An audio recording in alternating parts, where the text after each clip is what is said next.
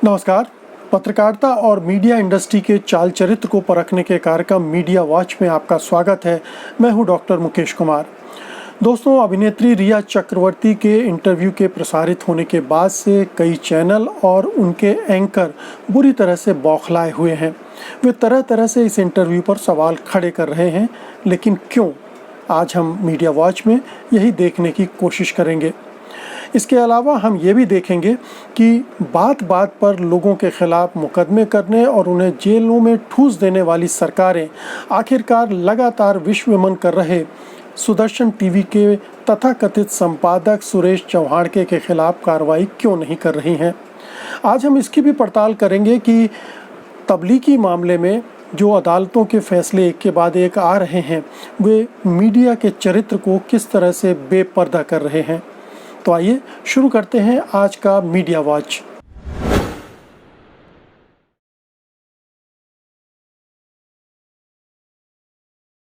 अभिनेत्री रिया चक्रवर्ती के इंटरव्यू के प्रसारित होने के बाद से न्यूज़ चैनलों के बीच जो टीआरपी की लड़ाई चल रही थी और न्यूज़ चैनलों के ज़रिए जो राजनीति की जा रही थी, उसमें अब एक नया मोड़ आ गया है। जिन चैनलों को या जिन एंकरों को रिया चक्रवर्ती का इंटरव्यू नहीं मिला है, उन्हें ये इंटरव्यू नागवार गुजर रहा है। वो उन चैनलों और इंटरव्यू लेने वालों पर टूट पड़े हैं और ये स्वाभाविक भी है, क्योंकि जब टीआरपी की वार इतनी गर्म हो तो कोई अगर रिया नामक बम पटक दे और पूरा उनका खेल बिगाड़ दे तो उनका खिसियाना स्वाभाविक बन जाता है। अब ये अंगूर खट्टे वाला मामला तो है ही कि यानी मुझे अंगूर नहीं मिले इसलिए खट्टे हैं।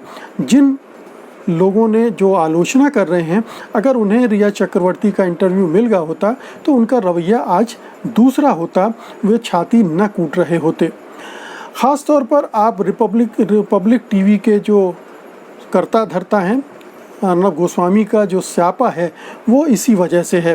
पिछले 2 हफ्तों से उनका चैनल टीआरपी की होड़ में नंबर 1 बना हुआ है, लेकिन अब इस इंटरव्यू की बदौलत आज तक फिर से अपनी जो नंबर 1 वाली पोजीशन है उसको प्राप्त कर सकता है। और इसकी वजह से अर्नब गोस्वामी को आप रोज़ शाम को अपने शो में तमाशा करते हुए देख सकते हैं और वे ये ढोल पीटने में लग गए हैं कि रिया का इंटरव्यू करना गलत है। रिया का इंटरव्यू अर्नब या उन जैसे लोगों को इसलिए गलत लग रहा है क्योंकि इसे राजदीप सरदेसाई ने किया है। राजदीप सरदेसाई उनके पुराने प्रतिद्वंद्वी हैं। हालांकि राजदीप की छत्रछाया में ही अर्नब गोस्वामी ने एनडीटीवी में अपनी पत्रकारिता के गुर सीखे थे, उनको मांझा था, लेकिन राजदीप सरदेसाई अब उनके धुर विरोधी बन चुके हैं।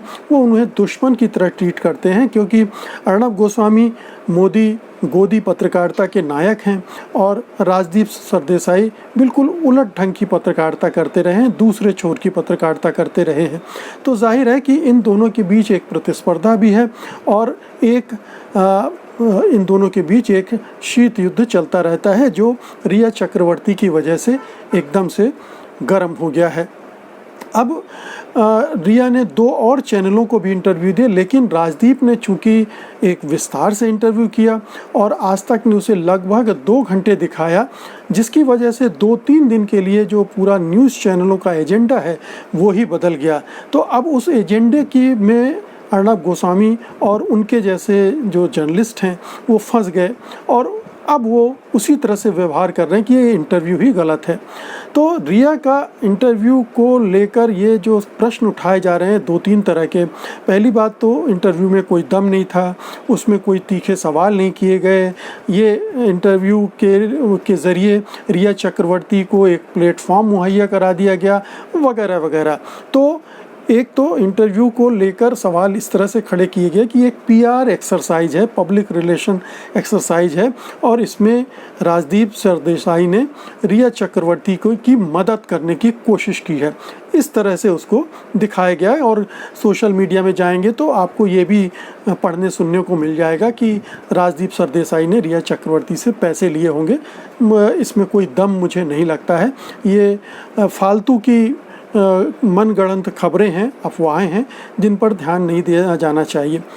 तो एक पीआर एक्सरसाइज का सवाल क्यों उठाया जा रहा है? इसलिए कि उनका कहना है कि तीखे सवाल नहीं किए गए। वो ये भूल जाते हैं कि पत्रकार कोई सीबीआई, इनकम टैक्स या ईडी का पूछताछ करने वाला व्यक्ति नहीं होता है, वो सवाल जवाब करने वाला होता है, एक हद तक ग्रिल कर सकता है। और राजदीप सरदेसाई का इंटरव्यू मैंने पूरा देखा तो मैं कह सकता हूँ कि उन्होंने कोई सवाल छोड़ा नहीं, हर सवाल रिया चक्रवर्ती से पूछा। ग्रिलिंग करने का क्या मतलब है?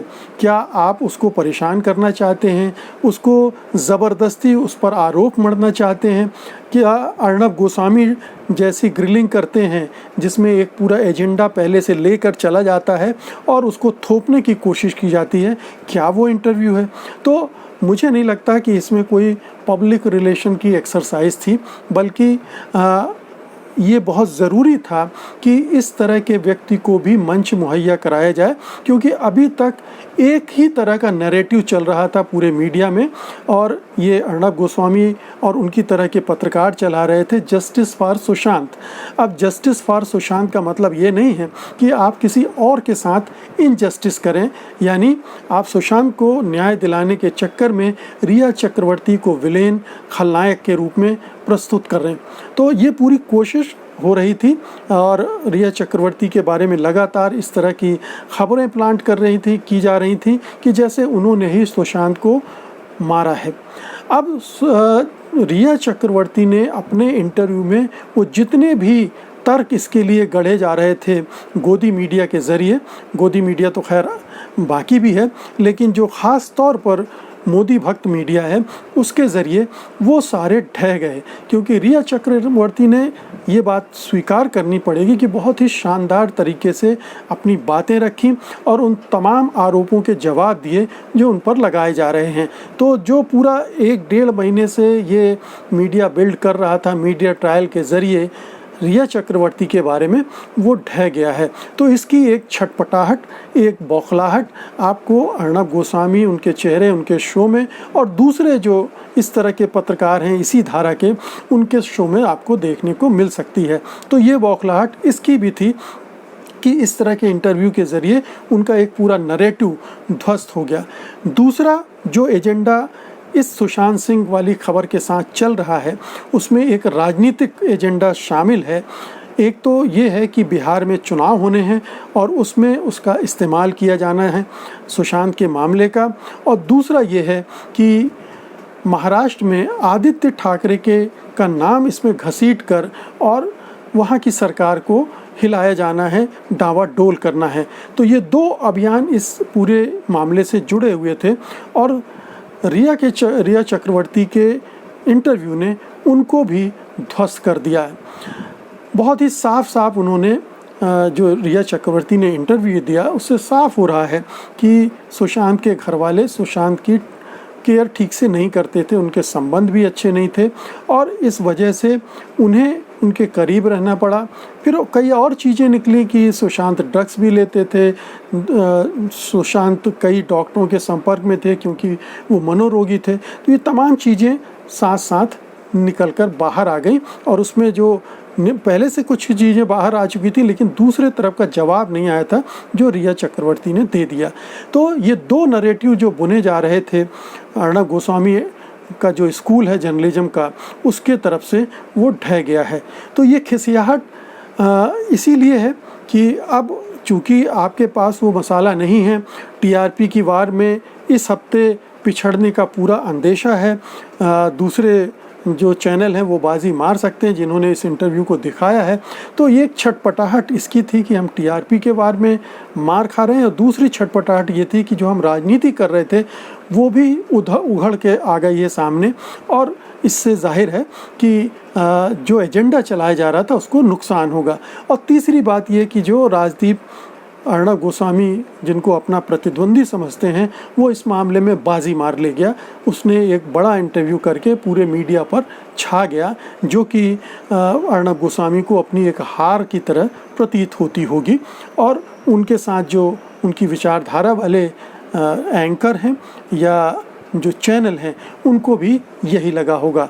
तो आप देखें कि एक इंटरव्यू को कि ये जो एक्सरसाइज है इसको अगर आप तीसरा जो सवाल उठा था कि पत्रकारिता की आचरण संहिता के अनुरूप है या नहीं है, तो इसमें बहुत ही बुनियादी बात है कि जब तक कोई भी व्यक्ति मुजरिम साबित नहीं हो जाता है, तब तक उसको निर्दोष माना जाना चाहिए। और रिया चक्रवर्ती पर अभी तक कोई भी दोष न साबित हुआ है। अभी तो उनके खिलाफ उन्हें अरेस्ट भी नहीं किया है, मुकदमे बस FIR दर्ज हुई हैं और उसके बाद अभी बहुत सारी कार्रवाई होनी है, कोर्ट में मामला गया ही नहीं है, तो केवल अभियुक्त हैं। तो ये ज़रूरी है कि जब आप दूसरों को मंच उपलब्ध करा रहे हैं, दूसरे को अपनी बात करने का मौका दे रहे हैं, तो रिया चक्रवर्ती को क्यों नहीं मिलना चाहिए। तो रिया चक्रवर्ती का इंटरव्यू करना पत्रकारिता के मानदंडों के हिसाब से कहीं भी गलत नहीं था। ये इस तरह के इंटरव्यू पहले भी होते रहे हैं और आगे भी होते रहेंगे और किए जाने चाहिए, ताकि जो ऑडियंस है, जो दर्शक हैं, जो हम सब लोग हैं, उनको तमाम पक्षों की जानकारी मिल सके और एक तरफा जो अभियान चलाया जा रहा था मीडिया ट्रायल का, उसकी पोल भी खोल सके। तो ये बहुत कहना चाहिए कि उपयोगी इंटरव्यू था। इस लिहाज से पत्रकारिता के हिसाब से ठीक था, PR एक्सरसाइज कतई नहीं था। ये ज़रूर है कि जो नरेटिव बिल्ड किए जा रहे थे एक ख़ास प्रयोजन से, उद्देश्य से, एजेंडे से, उसका ढह जाना इन सबको अखर रहा है और इसलिए ये आक्रमण हो रहा है। और दूसरी बात, जो TRP की लड़ाई चल रही है, वो तो इसमें शामिल है ही।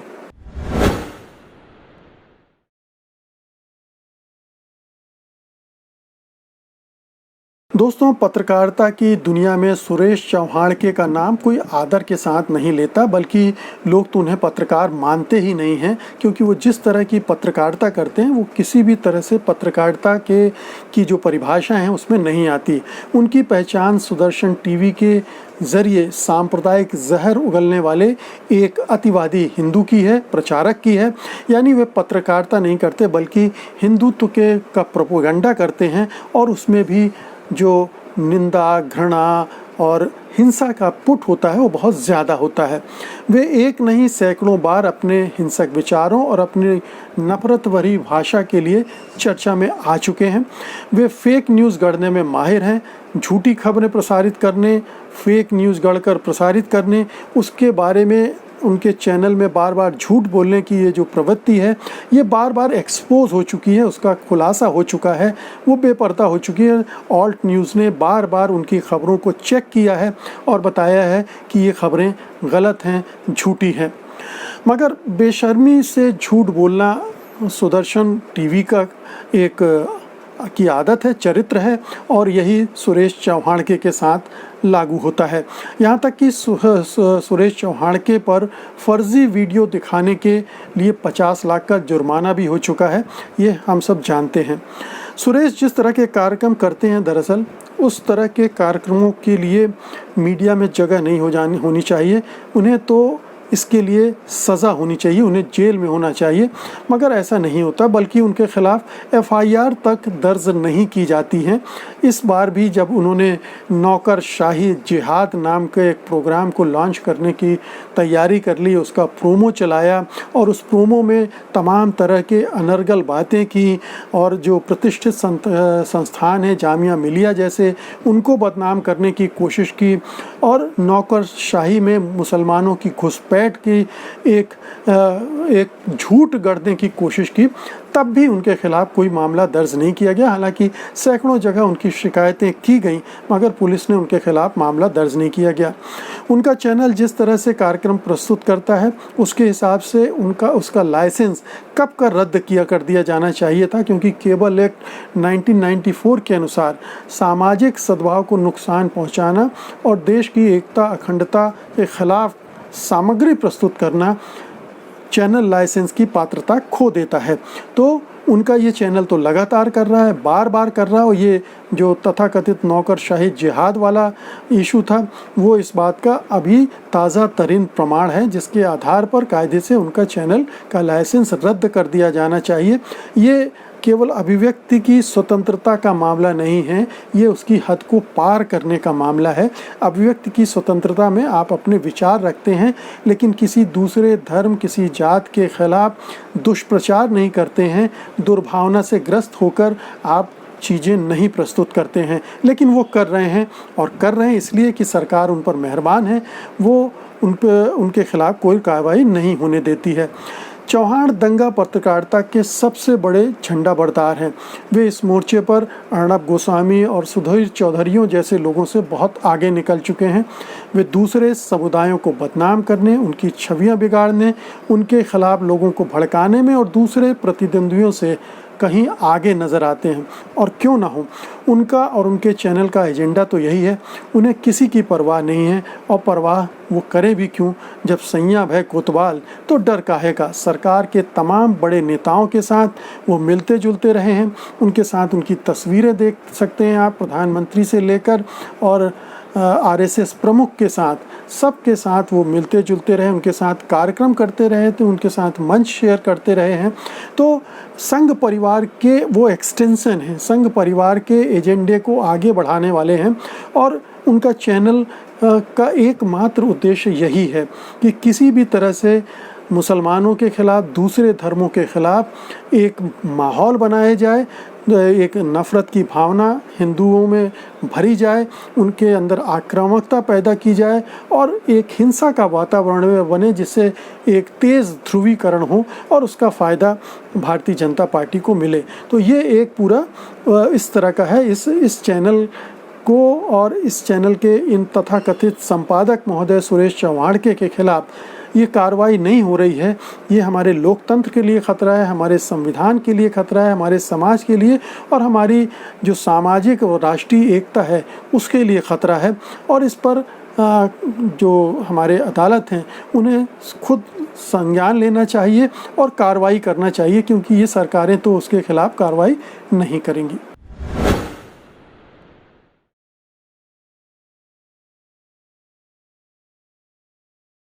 कुछ समय पहले आपको याद होगा कि तबलीगी जमात और उनके मेंबरान के बारे में मीडिया ने एक अभियान चलाया था, निंदा अभियान, उनके बदनाम करने का अभियान चलाया था। और उन्हें ये इस तरह से पेश किया गया था कि वो देश में कोरोना फैला रहे हैं, कोरोना फैलाने का उन्होंने जिहाद चला रखा है। लेकिन अब एक के बाद एक कई हाई कोर्ट के फैसले आ चुके हैं। Bombay high court, Madras high court, Hyderabad high court, Delhi high court, इन तमाम कोर्ट के फैसले आ चुके हैं और उन्होंने गोदी मीडिया और हिंदुत्ववादी एजेंडे दोनों को बेनकाब करके रख दिया है।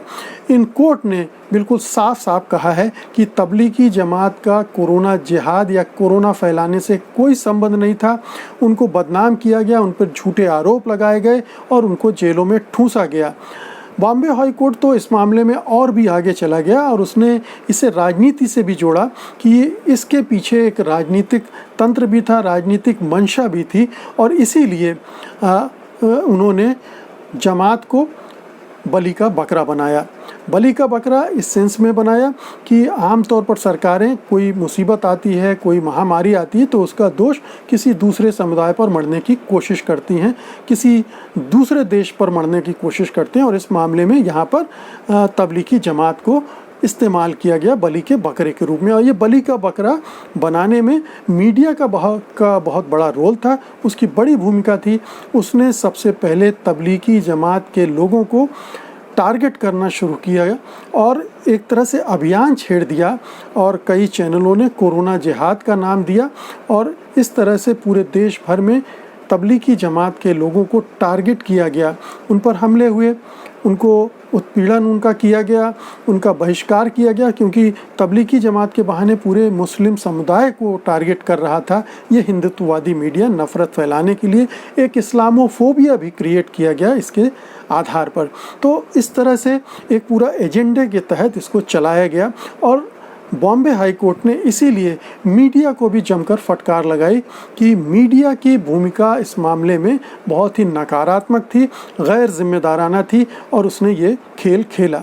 अब आप देखिए कि कायदे से होना तो ये चाहिए था कि जब ये सारे फैसले आ गए हैं जिनमें तमाम जो तबलीगी जमात के मेंबरान के ख़िलाफ़ मुकदमे दर्ज किए गए थे वो सारे फ्लैट हो गए हैं, सारे खारिज कर दिए गए हैं और सबको मुक्त कर दिया गया है। और जो विदेशी तबलीगी जमात में हिस्सा लेने आए थे कि लोग थे, वो उनको वापस जाने के लिए भी उनको भेजने के लिए सरकार को निर्देश दिए हैं। तो कोर्ट ने बहुत ही साफ तरीके से बता दिया कि तबलीगी जमात के मामले में हमारी राजनीति का और हमारे मीडिया की क्या भूमिका थी। अब कायदे से होना ये चाहिए था कि जब ये फैसले आ गए हैं तो इन फैसलों को भी जमकर प्रचारित किया जाता, ताकि जो पुरानी धारणाएं लोगों के दिमाग में बन गई हैं मुसलमानों को लेकर, तबलीगी जमात को लेकर, वो टूटती। लेकिन हमारा मीडिया ये क्यों करेगा? क्योंकि उसका एजेंडा तो हिंदुत्ववादी एजेंडा है और वो चाहता है कि ये धारणाएं बनी रहें। ये जो मुसलमानों के माथे पर ये कलंक लगाने की कोशिश की है, वो दाग पूरी तरह से न छूटे, ताकि उसका इस्तेमाल आगे भी होता रहे। तो इन फैसलों ने, भले ही जो लोग इन फैसलों से वाकिफ़ हैं उनकी राय बेशक बदल सकती हो, लेकिन बड़ा समुदाय है और जो महीनों तक अभियान चला मीडिया के ज़रिए और जिसकी वजह से उनकी अपनी धारणाएं बन चुकी हैं, उनको शायद टूटने में वक्त लगेगा या शायद वो कभी भी नहीं टूटेंगी। और एक जो गांठ पड़ गई है उनके दिमाग में मुसलमानों को लेकर, वो कभी खुलेगी नहीं। तो इसके लिए जाहिर है कि मीडिया जिम्मेदार है और मीडिया ने बहुत बड़ा नुकसान किया है सामाजिक ताने बाने को छिन्न भिन्न करने में, ख़ासतौर से इस मामले को लेकर। तो दोस्तों, ये था आज का मीडिया वाच। उम्मीद है कि आपने इसे पसंद किया होगा। आप इसे लाइक करेंगे, शेयर करेंगे और जिन्होंने DB लाइव को अभी तक सब्सक्राइब नहीं किया है वो इस चैनल को सब्सक्राइब भी करेंगे। और अब मुझे अनुमति दीजिए, मैं अगले शनिवार को फिर हाजिर होऊंगा उस हफ्ते की तमाम मीडिया की से जुड़ी घटनाओं को लेकर, उनके पोस्टमार्टम के लिए। तब तक के लिए नमस्कार।